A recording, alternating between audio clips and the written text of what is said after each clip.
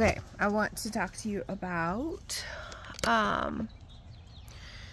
tying a knot in a yarn, a stable knot in a yarn.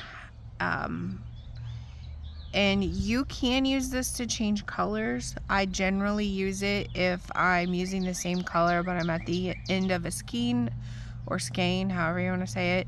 But I'm going to use two different colors so you can see what I'm doing.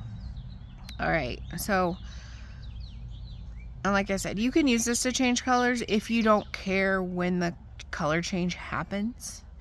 Or if I'm making a skein of scrap like yarn, this is how I will put them together. But also if I'm in a project and the skein I'm using is ending, this is how I add it. So basically what we're gonna do is we're gonna tie two independent knots.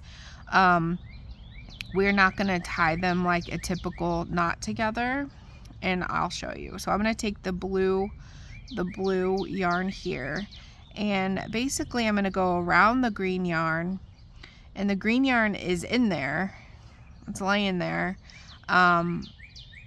but it's not, I'm not going to actually use it in any way right now. So basically what I'm gonna do is I'm going to make a knot with the blue yarn, but the green yarn just happens to be in there. I hope that makes sense. So this is what I did. The green yarn is in there, and I'm not gonna tighten it super tight quite yet. So you can see how easily that just kind of slides through.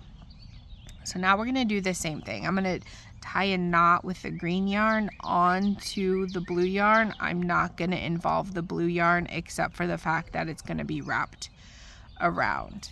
So I like to do it so the yarn is facing and like keeps facing the same direction.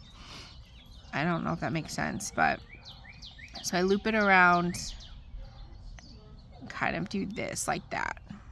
Okay, so this knot involves the blue yarn, but it's only in the fact that it's going through that knot. So now I'm gonna tighten them down really tight, and then I'm gonna pull them together like this.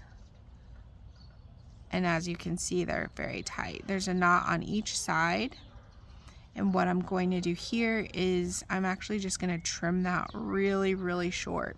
Believe it or not, this knot is very, very tight. Sorry, I'm outside enjoying the weather. So I will do that, and then I will just crochet as normal. And you will feel this in your work, but it won't be super noticeable in your work. But you might feel it if you're looking for it. Okay? I hope that helps.